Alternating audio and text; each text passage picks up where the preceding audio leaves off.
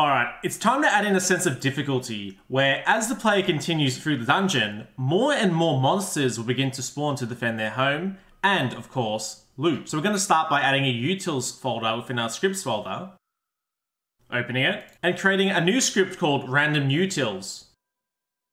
Opening RandomUtils, we're going to be removing the Unity engine import, as well as our system.collections, replacing it with system instead. Add a static declaration to our class, and remove extend modern behavior. We're going to replace the start and update methods with choice and choices. I won't go into detail, but what we're doing is we're working with the Python.choice function, a feature usually only available to Python. However, we've created a class extension to system.random to make use of it. The original source code can be found in Stack Overflow, and it's attributed to Anon Coward. Link found both above and below in the description. Opening our ProcGen script, we're going to import both system and system.link, followed by also importing system.random and unity.random, giving them both aliases, with system.random being given sysrandom and unityengine.random being given unityrandom. Within the generate dungeon method, we're going to replace random with unityrandom, while also removing both max monsters per room and max items per room from the parameters. This is because we're going to be introducing 4 new lists. The first 2 being max items by floor and max monsters by floor. They'll both be a list of tuples with 2 ints, where the first int is the floor number and the second int being the amount of items or monsters. The last 2 are both the item chances and monster chances. However, their tuple is the floor number, the name of the item or monster, followed by the weighted chance. We then have 2 helper methods, get max value for floor and get entities at random, with get max value for floor taking a list called values, and also an int of floor, and also an int called floor, where we define a local int variable called current value, giving it a default of 0. We then use a for each to check every value in values, using an if statement to check if floor is greater than equal value.item1, so the floor number. It will set the current value variable to equal value.item2, so the second int value within the tuple.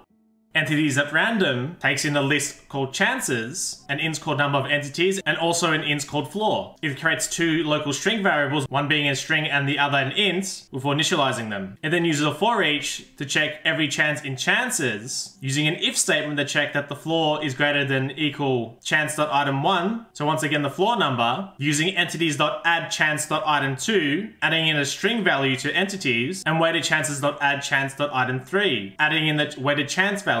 Once the for each is complete, we create a new instance of sysrandom before creating a new local list of string called chosen entities, where it's going to equal the return of random.choices, passing in entities, weighted chances, and number of entities before returning chosen entities. Going back to our generate dungeon method, within our place entities call, we're going to add to the end of it save manager.instance.currentFloor. Going to tunnel between, replace random with unityrandom, before heading over to our place entities method.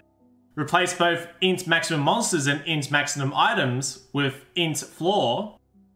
Our local int variables, number of monsters and number of items, we'll replace with the following.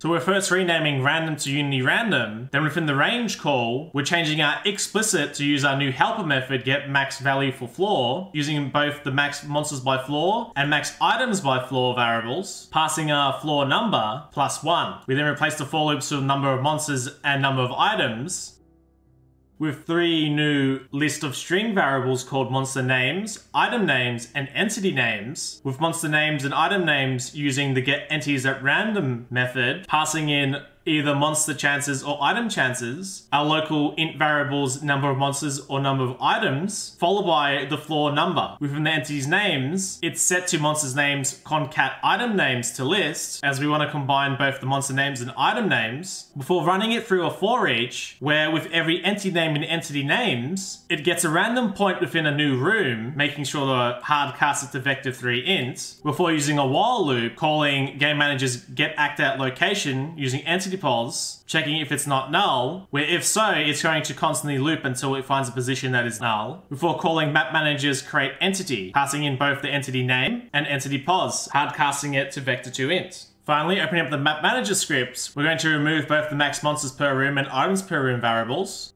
scrolling down to generate dungeon, and removing it from the ProcGen.generateDungeon call. Now open the Unity editor and press play.